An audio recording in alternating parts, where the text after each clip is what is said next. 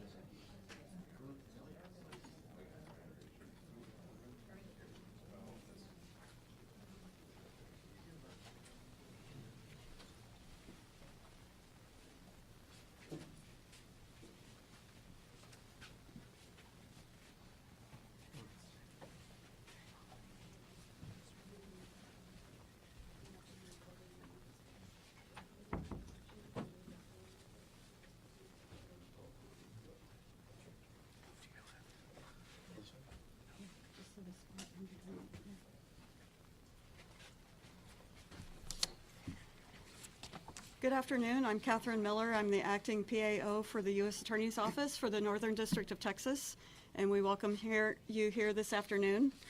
At the podium today is Nancy Larson, the acting U.S. Attorney for the Northern District of Texas, and she's joined by Joseph Rothrock, the Special Agent in charge of the FBI, Dallas. With him is Marcos Charles, the Acting Executive Associate Director of ISIS Enforcement and Removal Operations. We also have Josh Johnson, the Acting Field Office Director, ERO Operations, Dallas Field Office. Travis Pickard, Special Agent in charge of HSI, Dallas. And Benny Mims, Special Agent in charge of ATF, Dallas. At the back, I will be putting a sign-in sheet for all media. So please, before you leave, add your information so that we have that. And following the remarks, we will have a brief period for questions and answers. Please remember to identify yourself and your media affiliation when you ask a question. And with that, I'll turn it over to Acting U.S. Attorney Nancy Larson. Good afternoon, everyone. Thank you for being here today. This is the third time in my short 4-month tenure as the acting United States Attorney for this district where we have suffered violent attacks and threats at ICE facilities. First, you'll recall July 4th, 2024, the violent attack on the Prairieland facility in Alvarado, Texas. The second occurred on August 25th, 2024, when Bratton Dean Wilkinson, who stands charged by federal complaint, pretended to have a bomb. He showed up at the ICE facility with a backpack and something that looked like a detonator on his wrist and threatened the facility. Third, of course, is yesterday's attack, September 24th, 2025, when the Dallas ICE facility was riddled with gunfire, costing the life of one detainee and injuring 2 other detainees critically. Initially, I want to commend the cooperation of the Dallas Police Department, the Dallas County Sheriff's Office, the FBI, the ATF, ICE, and HSI for their swift and decisive response to this crime. Members of these agencies quickly secured the scene and the evidence and worked tirelessly to determine any continuing threat. Due to their efforts, it did not take long to ascertain the identity of the shooter, who was deceased by a self-inflicted gunshot wound, and that he very likely acted alone. His name is Joshua Yan, 29, of Fairview, Texas. Let me just review a very brief summary of the timeline of yesterday's attack. We believe at some point around 3 o'clock in the morning that the suspect was seen driving on footage with a large ladder on his car. And we believe that that is what he used to position himself on top of the building. The shooting itself started at approximately 6:30 a.m. After the shooting started, Dallas Police Department arrived en masse, secured the scene. Law enforcement officers found the sniper dead. They found bullets on the rooftop, one of which was labeled with the words anti-ICE. That morning, gunshots sprayed the length of the building, the windows, and law enforcement vans that were in the Sallyport area. Detainees were struck by these bullets. 1 was killed, 2 were wounded, and both of them are undergoing treatment. Shortly thereafter, the FBI began its meticulous work at the crime scene. At the same time, we obtained and executed multiple search warrants yesterday for devices and locations associated with the sniper. FBI agents executed a search warrant at the sniper's residence yesterday, and there found a collection of notes. First, I want to point out that one of these notes or papers the sniper explicitly states, "Yes, it was just me." That statement appears to be correct at this point in the investigation. Notably, these loose notes included a game plan of the attack and target areas at the facility. He called the ICE employees people showing up to collect a dirty paycheck. He wrote that he intended to maximize lethality against ICE personnel and to maximize property damage at the facility. He hoped to minimize any collateral damage or injury to the detainees and any other innocent people. It seems that he did not intend to kill the detainees or harm them. It's clear from these notes that he was targeting ICE agents and ICE personnel. The tragic irony for his evil plot here is that it was a detainee who was killed and 2 other detainees that were injured when he fired into the Sally Port. He also hoped his actions would give ICE agents real terror of being gunned down, and he did this to induce constant stress in their lives. He hoped his actions would terrorize ICE employees and interfere with their work, which he called human trafficking. And this, what he did, is the very definition of terrorism. Again, his notes reveal, yes, it was just me and my brain. And he said, good luck with the digital footprint. And of course, we take this to mean that he deleted evidence from his devices. His words were definitively anti-ICE. That said, we did not find evidence of membership in any specific group or entity, nor did he mention any specific government agency other than ICE. Among his papers, though, was a handwritten note in which, in crude words, he expressed his hatred for the federal government. Finally, I want to address the heroism of our federal agents yesterday.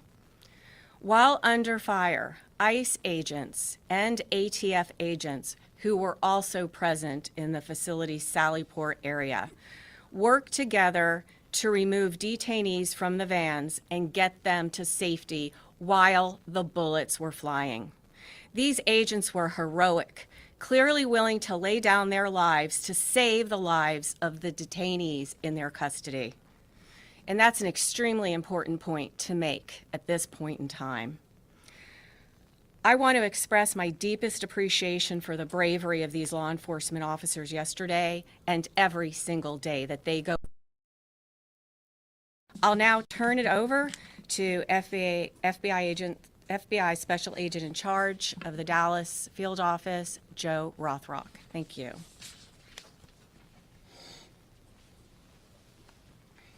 Good afternoon.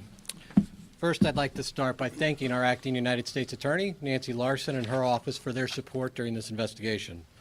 My name is Joe Rothrock, and I'm the Special Agent in charge of the FBI's Dallas Field Office. Yesterday morning, Joshua Yan carried out a targeted, ambush-style attack on law enforcement. Today, I will provide you with some updates of what we've learned through our investigation to date, to include Yan's own words in his handwritten notes. Yan specifically intended to kill ICE agents. He fired at transport vehicles carrying ICE personnel, federal agents, and detainees. He also fired multiple shots into the windows of the office building where numerous ICE employees do their jobs every day. We now know that Yan engaged in significant high degree of pre-attack planning. He searched for information about the office building and how to track ICE agents' locations. Yan also acknowledged the potential for other casualties. He knew with a high likelihood ICE detainees would be transported that morning in the exact location where he was facing from his perch on a nearby rooftop. Yan's attack did in fact result in the tragic death of one detainee and the injury to 2 other detainees. We have been able to confirm that Yan legally obtained an 8mm bolt-action rifle he used in the shooting in August of this year. Based on our investigation to date, we believe Jan acted alone, but I'll stress our investigation continues. This attack yet again underscores the dangers that law enforcement face daily. We continue to see an increased threats against law enforcement. This is the second attack in recent months on ICE facilities here in North Texas. I do want to take this opportunity to thank our law enforcement partners, some of whom are here with us today. When Jan began firing, agents from both ICE and the ATF put themselves in the line of fire to move individuals off the transportation vehicles in an attempt to protect and rescue those that were injured. I want to thank them for their bravery. The Dallas Police Department and the Dallas County Sheriff's Office also quickly responded to the scene without any hesitation and ran towards danger.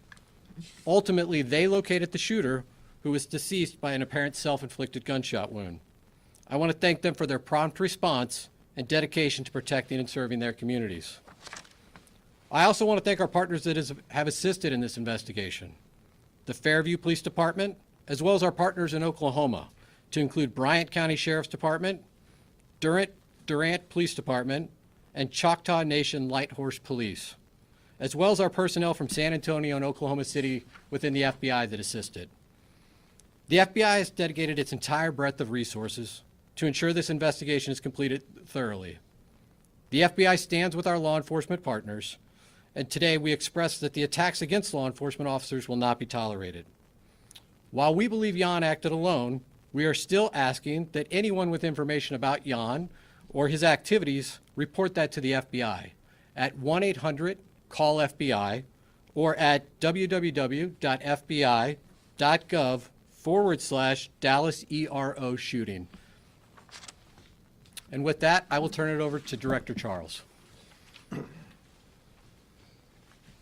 Good afternoon. My name is Marcos Charles. I am the ICE Executive Associate Director for Enforcement and Removal Operations. The attack on ICE's Dallas field office yesterday was tragic.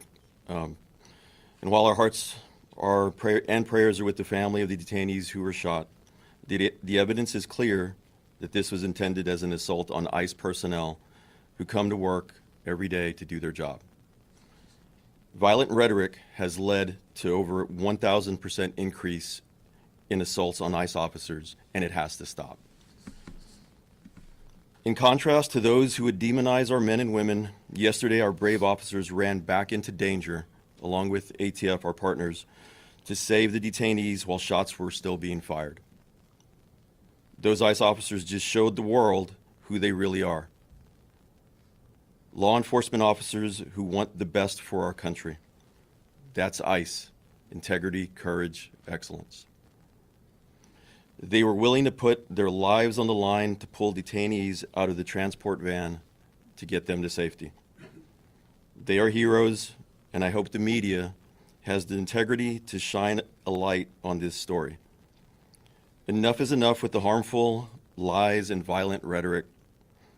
It has to stop.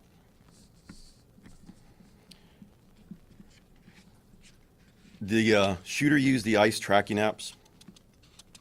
Anyone who creates or distributes these apps that is designed to spot, track, and locate ICE officers are well aware of the dangers that they are exposing to law enforcement. It's a casting call to invite bad actors to attack law enforcement officers. It's no different than giving a hitman the location of their intended target, and this is exactly what we saw happen in Dallas yesterday. The media has been amplifying these apps even as we warned them it would only lead to more attacks on law enforcement. We truly wish we didn't have to say, "I told you so," but here we are. ICE continues to prioritize the safety and security of our personnel, detained aliens, and facilities. We will do everything possible to increase security to counter the increased wave of these lethal attacks. Again, we call on those who foment violence and vilify our law enforcement officers to cease the dangerous rhetoric. We also call on law-abiding Americans everywhere to report any suspicious activity. The individual that was out there yesterday shooting at our agents and our officers was trying to take the lives of law enforcement people doing their job. Instead, he killed a detainee and shot 2 others. That is something that's unacceptable. The rhetoric that's out there on social media, the rhetoric that is being said by some community leaders in other states needs to stop. There's been an increase in violence against ICE agents, not only in Texas and Dallas, but across the country in violent protests. Again, I ask everybody to just stop. Thank you. So we're going to open it up to questions now. So if you have a question, we'll direct it to the appropriate person. You're first up. Sean Murphy with the Associated Press. Can you tell an estimate of how many shots were fired and how he was able to get those off so quickly with a bolt action rifle? Yeah, so how I'll answer that at this point, again, I'll just remind you, this is an ongoing investigation. The ICE facility, the ICE office, really, it is a business office. This is where business is done on a daily basis by our partners at ICE. That is still an active crime scene. We still have personnel out there. As I mentioned earlier in my remarks, we brought in resources from San Antonio, Oklahoma City, obviously our own FBI resources here in Dallas, as well as folks from our lab, because we are going to do a thorough and exhaustive investigation and make sure that we have a full accounting of all the evidence that's at that scene. Again, those efforts are ongoing at this time. I'm going to go here real quick. Thank you. From the NBC Factor Window, can you talk to us more about the detainees in the van? Were they transported to Alvarado, Texas, and what happened to them? So you're referring to detainees that were not injured? Correct. Yeah. And if you could give us an update on the ones that are injured, identities, nationalities. So I won't be providing any updates at this time on the identities of the detainees that were injured. ICE has a process from notifications to consulate and to next of kin. That process is ongoing, and so we'll defer to our ICE counterparts at some point to determine when it's the right time to release that information. The other detainees remain safe. They are victims as well of this violent crime, and they are people that we are actively interviewing as part of our investigation. Right here to the front. Matt Kyle, Dallas Morning News. Ms. Larson had referenced anti-government, anti-federal government statements that Mr. Yan had made. Is there any more information y'all can release about what exactly was in those writings? The clearest motivation for this attack are his own words. In his handwritten notes, he says, "I want to cause terror." He doesn't want to just impact the ICE agents and the law enforcement agents that were carrying out that mission yesterday. He wants to impact ICE agents and law enforcement across the country. Again, his words, cause terror for those employees across the country. Look over here. Shannon Miller with NBC DFW. Any indication how long the suspect had been planning this attack? Well, this is, again, as I referenced in my remarks, this is significant pre-planning months in advance. We know that he obtained the firearm in August. We also know that he was looking at a number of DHS facilities, and he had downloaded that information. He was looking at the apps, as my counterpart mentioned, to see where ICE agents would be. So this was not something that just occurred yesterday. It came to a conclusion yesterday, but this is something months in the making. Priscilla Thompson with NBC Network News. From what we have heard, this person was not particularly political. Was there anything that you all have found in terms of an inciting incident that led him to commit this attack? Unfortunately, the challenge with these mass casualty incidents is people can be motivated to violence by any number of grievances. In this case, the clearest indication of motivation are his own words. He wanted to cause terror. He wanted to harm ICE personnel. Ma'am. Echo Latino Radio. The deceased shooter, did he have a relation with somebody who had been detained by ICE or mistreated by ICE for him to act this way? Again, the clearest motivations at this point are the harm he wanted to cause to ICE. We're not aware of any specific relationships he had with anybody in detention. But again, our investigation's ongoing. We're going to unturn every stone here. And so that continues. Sir. Omar V. Franco with CBS News. Secretary Noem has asked for increased security at ICE facilities across the country.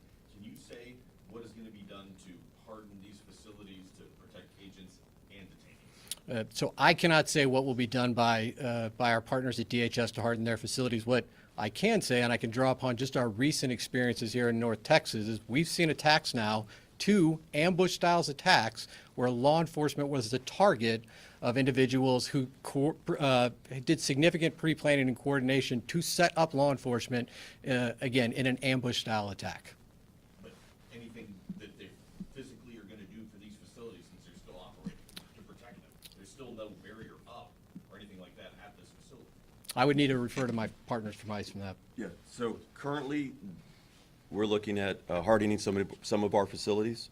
Also, I don't want to give away any operational security as to how we're going to be doing that. But are There are plans to harden some of our facilities. Back there. Robbie Owens, CBS News, Texas.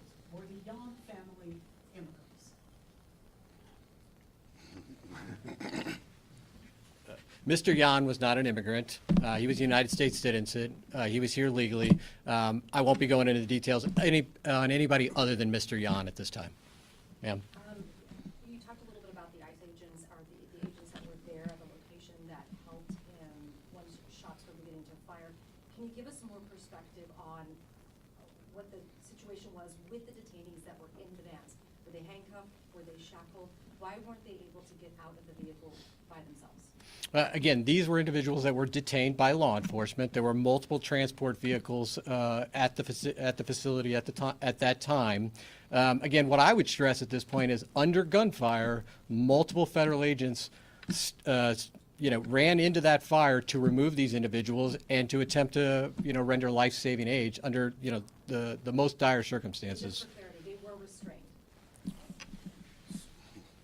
They were being, the individuals in the vans were being strained. It's a proper procedure for transport. The individuals that are brave men and women that went out there to go help and rescue were the ones that were injured and could not leave the van on their own. And we know that that's common, because we've seen obviously transports before, so we just wanted clarity to understand why they weren't able to leave on their own. The other individuals that were in the van were able to leave on their own. It was the ones that were injured were unable to exit the vehicle. Sir, you, yeah. Have you guys gotten any cooperation from the suspect's family and this idea that the anti-government, federal government attitude were there? Have any family members expressed any signs that, we knew that this was happening, or was this just all kept? Back to you, sir. As is common in these investigations of mass casualty incidents, we are going to interview everybody we can identify that might have information about the motivations or who might have information about the pre-planning or who may have assisted in this attack. I won't be outlining every interview we conducted today, but we will be doing a thorough investigation. And again, one of the reasons we asked for additional information for the public is if there are those out there that had contact with Jan, we would like to hear from them, and we would like to gain an understanding of what their relationship was. I won't be going into details about other aspects of the investigation. Luke Larry on WFAA. Can you expand on why you believe that he acted alone here? And can you go into it all, any activity he may have had in online forums or communities that may have influenced his action? So again, the totality of our investigation includes interviews, canvassing areas, collecting surveillance video. We're certainly looking at his digital footprint online as well as digital devices. I'm not going to outline the details from every one of those. Again, his own words called out that he committed this act alone, and all the evidence we have to date would indicate that that's accurate. Alex with Fox 4 News. You mentioned that the ICE facility, I believe, is still an active crime scene. Can you talk about what will happen in the coming days with that facility? Are there detainees being held there? Have they all been taken away? Is it operational as an office? It is going to remain an active crime scene for some time. Again, we will be there as long as it takes to make sure that we've captured every piece of physical evidence. Emma Ruby with the Dallas Observer. You mentioned the one bullet that was found with kind of ideological writing on it. Have any of the bullets found around the scene had any writing on them, or is it just the one? Again, active crime scene, we're still collecting physical evidence. Jim Schultz with ABC News. Around the crime scene, when this car was actually being towed, there was some writings on that vehicle. Can you give us a sense about what those were and how they play into your investigation? So the vehicle was searched as part of our investigation. I don't have additional details to share with you now about any writings, but certainly if we have updates, we'll provide those in the future. Ma'am. Ashley Killa with CNN. Y'all mentioned that he used a ladder to position himself. Did he use the ladder to get on top of the roof, or is that where he? Yeah, Is that where his body was found? he was found on top of a neighboring roof. We believe he used the ladder to access that roof.